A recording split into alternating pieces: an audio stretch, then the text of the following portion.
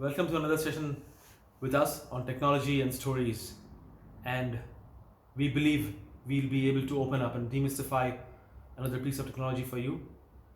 And you get that aha moment and you go away saying, abracadabra, what? Today's topic is Wi-Fi coverage in the house, Wi-Fi routers, Wi-Fi repeaters, and Wi-Fi mesh. It's a bit of a meaty topic to take on. But be with me, it'll be fun because today broadband coverage and Wi-Fi coverage within the house has become very, very important, right? So to give you a background, my parents live in Mumbai, a city in India, and I live in Singapore. My parents are elderly, but we are always on video chats and on emails with them for a lot of interactions, right? I'm sure it's the same case for you and everybody else today. Now, they are not tech savvy, and it has become very important for them to have a good quality broadband and good quality Wi-Fi coverage in their house.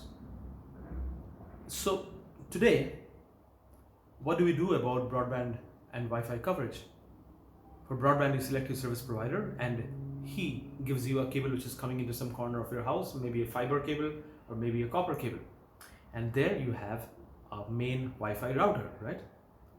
And often that Wi-Fi router's coverage is not enough to reach every corner of your house.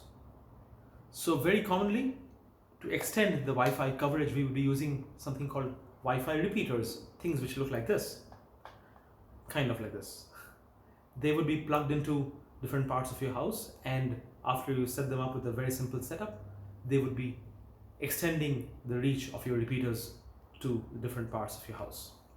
Now, these guys had two issues. One was that they would be communicating or they would be operating independently. Your router would not know that there's another Wi-Fi repeater in the network. As a result of which, there would be sometimes be Wi-Fi interference in the house because there are two devices which are trying to communicate simultaneously.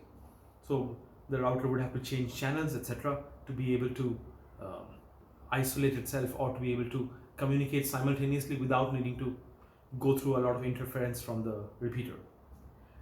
The other thing is, which is an inherent limitation of repeaters, is that repeaters are listening and transmitting. So half the time they're listening, half the time they're transmitting in very minuscule time slots. So it's listening, transmitting, listening, transmitting. As a result of which repeaters, they have to by design half the Wi-Fi speeds. So if you have a main Wi-Fi router which is giving you a Wi-Fi signal or a Wi-Fi network of 300 Mbps, after the repeater, your Wi-Fi strength or your Wi-Fi speed will become 150 Mbps. If you have a second Wi-Fi repeater in your house, then after the second Wi-Fi repeater, it would become from half of 150, it would be 75 Mbps. Now, I do not know of anybody who's used Wi-Fi repeaters happily without any issues of call drops, call freezing, etc. when we are doing video calls and video conferences. Now, a new technology emerged which is standards based. It's not proprietary, but Google pushed it very hard and other vendors followed suit. They also have their own products. That technology is Wi-Fi Mesh. This is an example of a Wi-Fi mesh hardware which is manufactured by Google itself. Now, what Wi-Fi mesh does is it creates a very intelligent Wi-Fi network all across your house by putting the first unit where your broadband router is. It can in fact even replace your broadband router, and then you have other devices which are spread around different parts of your house, and all the units in your house are communicating with each other.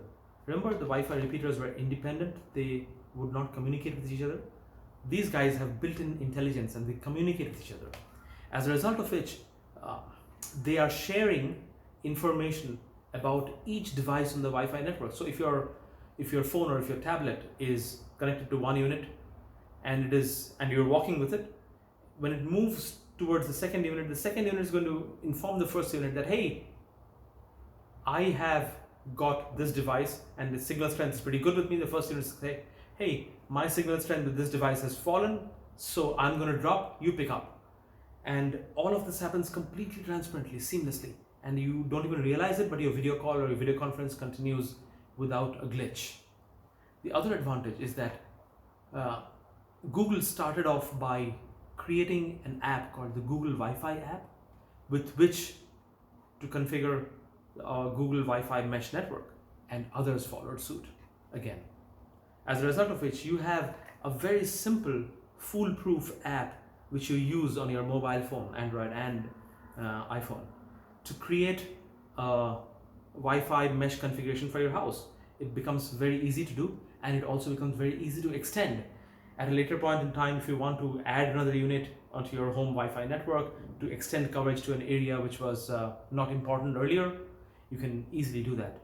The big advantage with the app is that it works on any data connection. So even if you are sitting far away from home, suppose your spouse and your kids are sitting at home and you are far away somewhere else, you are still able to monitor your home Wi-Fi, and you are able to figure out whether the signal strength is good or not for the devices, whether the broadband connection is working well or not.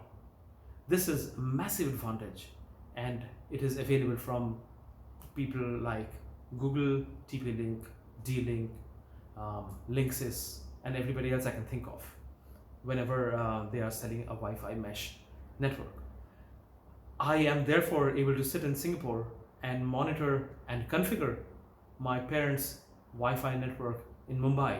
It gives me a huge amount of relief to know that I'm able to monitor the health of that network, and I'm able to ensure that their quality of connection is good, and I'm able to trigger off any alarms when I see something which is out of place. Wi-Fi mesh is definitely the way to go going forward, and I hope this clears up any concepts or any confusion you had about Wi-Fi repeaters, Wi-Fi mesh, and general Wi-Fi coverage in the house. Have a good one. Catch you again on another session of Abracadabra What? Take care.